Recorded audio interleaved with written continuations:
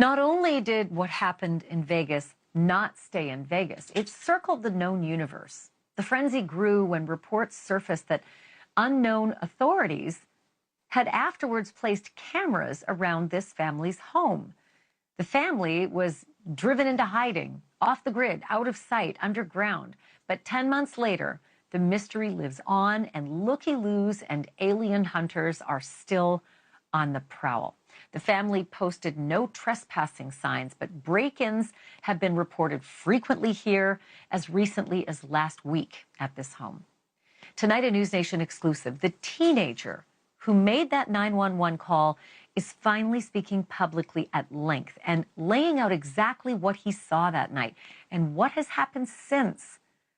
Our national correspondent, Alex Capriello, joins me with that live from Las Vegas tonight. So, Alex, it's really compelling with the advent of a year passing almost, that they've had a chance to digest what it is they've been through. They have kept quiet. They are not looking for attention. And yet now you're getting information, especially from this 15-year-old or the 17-year-old, that's pretty alarming. Yeah, and I've found out from speaking to Angel Kenmore that life just really has not been all that easy for the past year since they saw that 10-foot-tall creature in their backyard right here behind me. For him, he says that he's plain and simple traumatized by it all. He says he can't sleep at night. He's become slightly paranoid. He cries at night, trying to make sense, heads or tails, of what exactly he saw that night, playing it back over and over in his head. You can imagine the torment that's going through in his head. But to this day, none of the family has a very good explanation about what exactly they saw that night. But to their credit, they've stayed pretty consistent about the facts and the details. I really grilled him about that, trying to get him to remember as much as he possibly could about that night. Here's a portion of our conversation. What do you remember about that night? What do you remember seeing? Start again, I guess. We were in the backyard fixing the truck, and then out of nowhere we just see a big light fall down and basically crash in the backyard. And moments after, like a couple seconds after, I saw the big giant creature in front of me. The alien, whatever you guys want to call it. The alien, demon, whatever you guys want to call it. What do you believe it is? A demon. A demon? Yeah. So maybe that's changed, that once you thought it was an alien, now you believe it was a demon. Yeah, I mean, I don't know what it is, only God knows what it was. But I'm thinking it's like something bad, not a good thing. Was it moving? Was it doing? Yes, it was moving. You could see, like, he was breathing, like he was, like pissed off. Like he wanted to do something. And he was looking at you and your brother? He was looking at me, yeah. Did he say anything? Mm-mm. Well, I remember he was growling like a dog, like he was growling. When did it end? As soon as I closed my eyes, I guess. I don't know. I think I was praying or something like that, and it just let me go. That's when I went inside, and I saw my dad. I mean, I saw it too. It felt like it had a control of your body? Oh yeah, I couldn't move.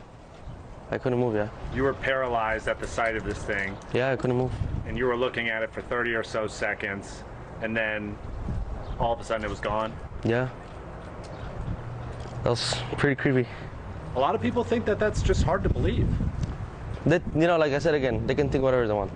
What do you say to the people who believe that your family just made this whole thing up to try to get attention? They can believe whatever they want, I'm not doing it for if I did it for fame, I would be on YouTube and stuff like that, doing more videos, but I don't care, guys. I just went on TikTok and YouTube, made my story. That's pretty much it. I made no money off this. I want people to know that. I made no money off this. I don't need money. That's pretty much it. They can believe whatever they want. I bet you hope it doesn't happen to anybody. Oh, no, hopefully not, no. I hope God, no. Really bad experience. Really traumatizing.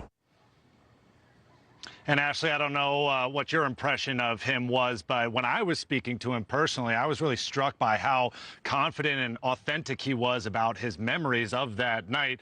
There's a lot of people obviously out there in the world that would make up ghost stories in order to chase any sort of clout or fame. But to me, Angel came across as somebody who truly believed that he saw something that night in that backyard right here behind me.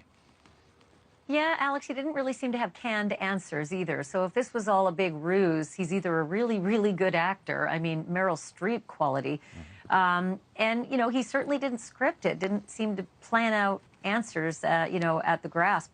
I do want to ask you about the family. This is the 17-year-old finally talking at length about his experience. And boy, did he ever add some details there that what he saw seemed to be angry and breathing heavily with growling, looking right at his brother and him, and that he felt frozen, which is an account we've heard from other people who have felt that they've seen something out of this world before, that they've been frozen and unable to move. What about the family? Does the family back him?